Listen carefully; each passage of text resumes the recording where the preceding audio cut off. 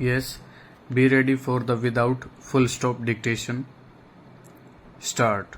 Section 60 of the original Act has been amended, which has given greater concessions to the judgment debtor from arrest and from attachment of his salary that will relieve some hardships.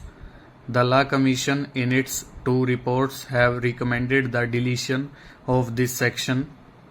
The bill as originally introduced also deleted that section, but the committee in its wisdom found that the notice should be there so that cases which are genuine might be settled out of court by the government so that unnecessary expenditure need not be incurred by the litigant, and also the litigant need not undergo unnecessary expenses and worry. But this section which is being restored should not be understood in favor of the government, but the government should deem it a duty to see that whenever a notice under section 80 is received, it should examine the claim of the aggrieved citizen and see that it is settled if it is genuine so that litigation could be avoided. Otherwise, the government or the government officers never bothered to look into the notice.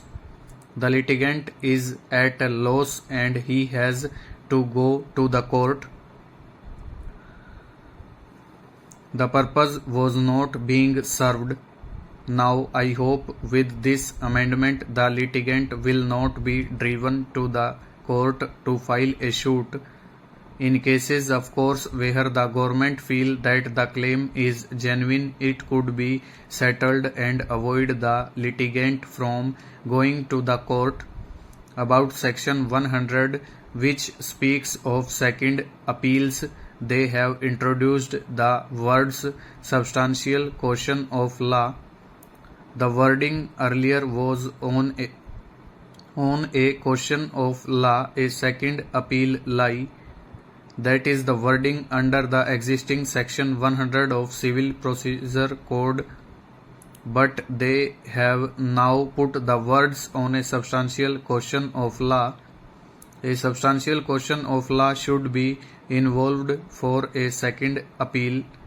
What does it mean?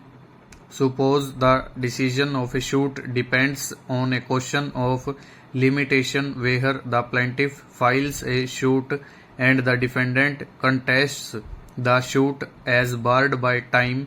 Is it a substantial question of law or is it only a technical question of law? If the latter is upheld, the appeal fails.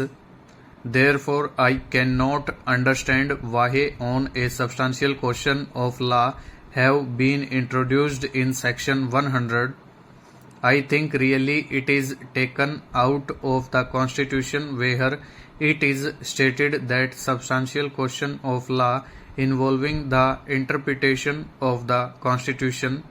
I believe that any question of law which has the effect of deciding the result of the case should be considered as a substantial question of law. Full stop. Over.